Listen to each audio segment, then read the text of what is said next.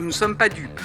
Certains spéculent sur la crise et font artificiellement monter les prix. La France va dépenser en 2022 2,2% de sa richesse nationale, son PIB, pour protéger nos compatriotes. Le plan sobriété, ce n'est pas la réduction de la production. En France, on n'a pas de pétrole, mais on a des idées. La crise énergétique et les annonces d'Elisabeth Borne et Bruno Le Maire, c'est le sommaire de ce numéro 10 du Bourbon de Serge.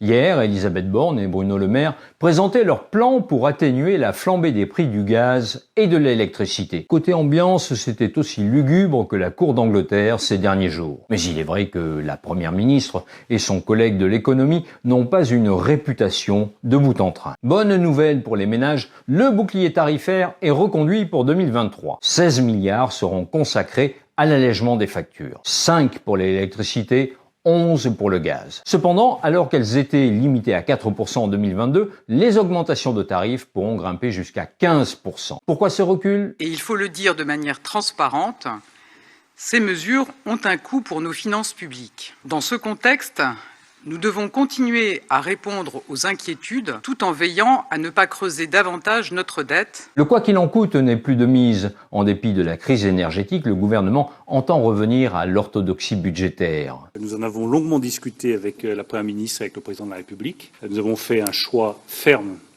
et responsable pour 2023, tenir les 5% de déficit, pour tenir l'engagement du Président de la République de revenir sous les 3% de déficit public en 2027. Et cet engagement sera tenu. Cette crispation sur les 3% a une explication. Les taux d'intérêt grimpent et il devient difficile de faire de la dette publique. Comment les Français vont-ils faire face à cette hausse des prix ? Elisabeth Borne et Bruno Le Maire n'ont pas répondu à la question. En ont-ils d'ailleurs une idée ? Le plan présenté hier ressemble fort à une fuite en avant, une tentative de prévenir les mouvements sociaux au moment où le pays réclame des augmentations de salaire. Car les prévisions sont alarmantes. Mardi, Bercy a communiqué ses nouvelles estimations. Certes, la croissance pour 2022 est revue à la hausse. Elle passe de 2,5% à 2,7%. Mais pour la même année, l'inflation attendue glisse de 5 à 5,3%. Pour 2023, c'est l'effondrement. L'exécutif prévoit une croissance de 1% contre 1,4% il y a encore quelques semaines. Et l'inflation devrait bondir à 4,2%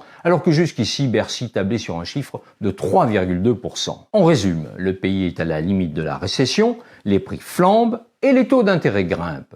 C'est la triple peine pour les Français. Pour rassurer ces derniers, Elisabeth Borne n'a rien trouvé de mieux que de leur démontrer que ça pourrait être pire. Ces augmentations vont conduire à une hausse moyenne des factures de l'ordre de 25 € par mois pour les ménages qui se chauffent au gaz, au lieu d'environ 200 € par mois sans bouclier tarifaire, et à une augmentation moyenne de l'ordre de 20 € par mois pour les ménages qui se chauffent à l'électricité, au lieu de 180 € par mois sans bouclier tarifaire. Nous devrions donc nous estimer contents, un peu comme le patient amputé d'une jambe à qui l'on annonce qu'il aurait pu également perdre les deux bras. Mais qui va payer au fait ? La collectivité nationale, c'est-à-dire pour partie les impôts des Français. La France va dépenser en 2022 2,2% de sa richesse nationale, son PIB, pour protéger nos compatriotes et protéger nos entreprises. Et oui, ce qui ne sortira pas de la poche du consommateur sera pris dans la poche du contribuable. Sur l'addition, il y a d'abord les erreurs stratégiques. Un parc nucléaire dont on découvre maintenant les défauts de conception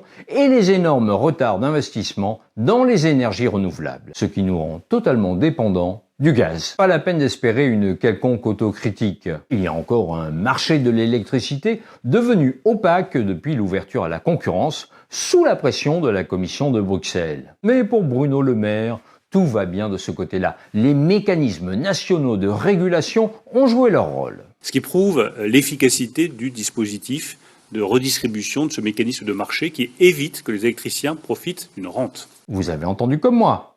Les fournisseurs d'électricité ne profitent pas de l'explosion des prix. L'ennui, c'est que 10 minutes plus tôt, Elisabeth Borne a déclaré le contraire. Nous ne sommes pas dupes. Certains spéculent sur la crise et font artificiellement monter les prix. Ça n'est pas acceptable. Nous agirons contre la spéculation sur les prix de l'énergie. Mais nous ne laisserons pas de situation de rente s'installer. Je résume. Bruno Le Maire soutient que les mécanismes de régulation ont rempli leur mission. la Première ministre affirme qu'il y a spéculation malgré ces mécanismes. D'ailleurs, elle va se fâcher. La grosse colère. Jugez plutôt. Les prix aujourd'hui sont anormalement élevés. Et dans cette période difficile, nous attendons des fournisseurs qu'ils accompagnent leurs clients en proposant les meilleures offres. La Commission de régulation de l'énergie a ouvert une enquête et sanctionnera les pratiques abusives.